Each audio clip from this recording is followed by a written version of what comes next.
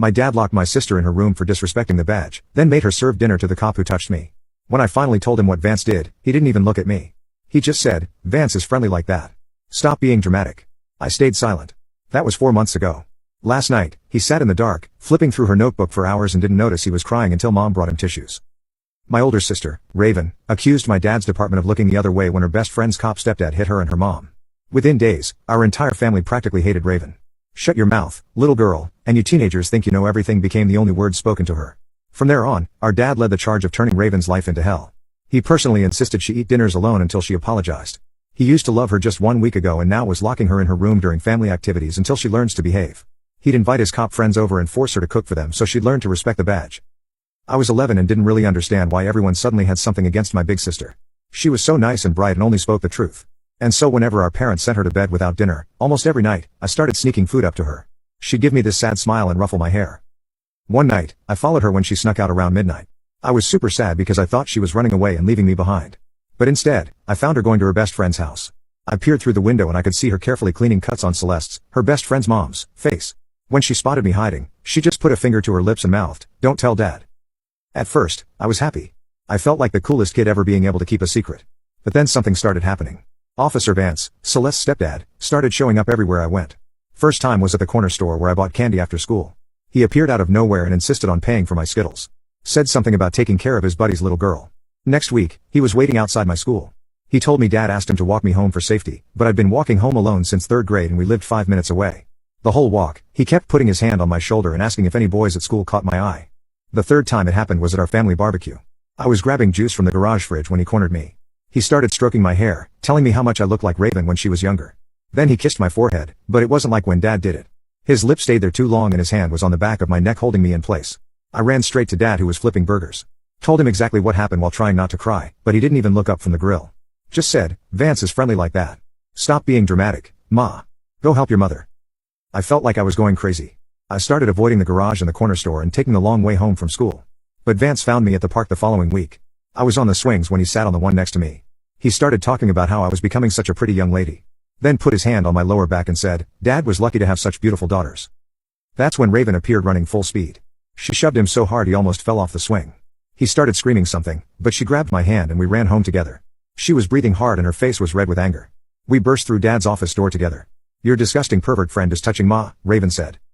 Dad's face went from surprise to cold in seconds. He stood up slowly and for a second I thought he'd believe us, but instead he said, "Vance is a good man. He'd never. You're both lying for attention just like before." "Just like before?" I asked, but nobody answered. Dad then turned to Raven and told her that given her hatred of the badge, it makes sense that she sees problems that aren't there. That night, we had an emergency family meeting. Mom made us sit at the dining table with Vance right across from us. His police uniform was perfectly pressed, and he had this small smile that made me want to throw up. "Assaulting an officer," he said slowly. "Those are serious charges." He stood up and circled Raven. "You're turning 18 soon," Dad added. "That's up to 5 years in prison." "Mika will be 16 by the time you get out," Vance added with this disgusting tone. "But we can make it all go away," he continued. "Just apologize for what you said about Vance and he promised us not to press charges," Mom said. Raven tried to argue that she was protecting me, but they wouldn't listen. I was so scared I just mumbled sorry while staring at my lap.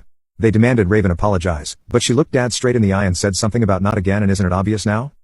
Dad's whole body went rigid. Ancient history. Apologize now. It was only when Vance started putting Raven in cuffs did she apologize. Vance laughed and our parents sent us upstairs. Raven held my hand the whole way. Later that week, Vance walked me home from school again. While holding my hand, he whispered in my ear that Celeste's mom was going to pay for what my sister had said about him. That same night, Celeste called Raven sobbing because her mom was in the hospital with a broken jaw. That was the moment that Raven broke. When our parents were asleep, she came into my room sobbing. It was the first time she didn't look like a superhero to me, but a sister needing help.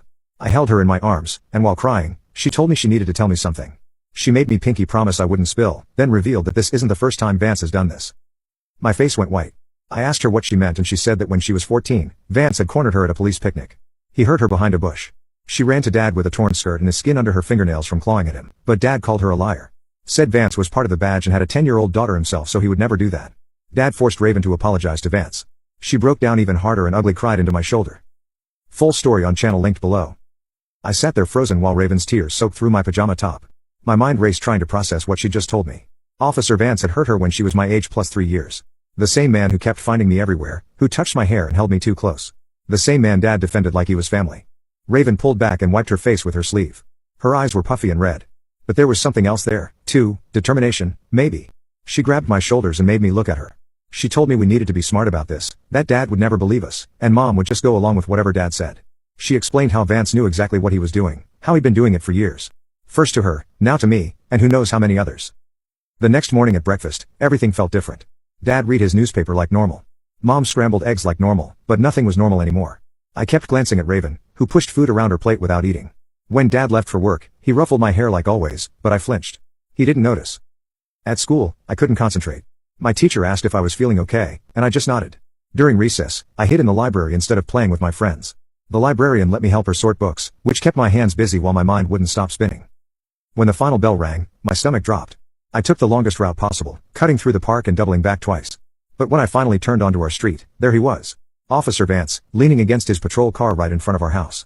He smiled when he saw me and pushed off the car. I wanted to run, but my legs felt like jelly. He walked over slowly, taking his time like he knew I had nowhere to go.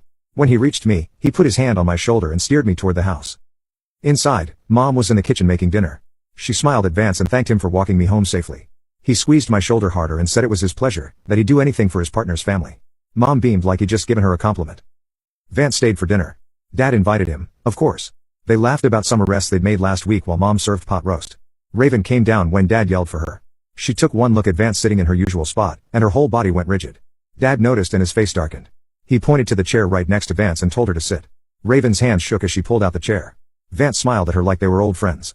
Throughout dinner, he kept accidentally brushing against her arm when he reached for things. After dinner, Dad and Vance went to the garage to look at Dad's new power tools. Mom started clearing plates and told us girls to help. In the kitchen, Raven dropped a glass and it shattered on the floor. Mom sighed and told her to be more careful. While we cleaned up the glass, we heard laughter from the garage. Male voices carrying through the walls. Raven's jaw clenched so tight I thought her teeth might crack. When we finished, Mom sent us upstairs to do homework. In the hallway, Raven pulled me into her room instead of letting me go to mine. She locked the door and turned on music. Then she went to her closet and pulled out a shoe box from the back corner.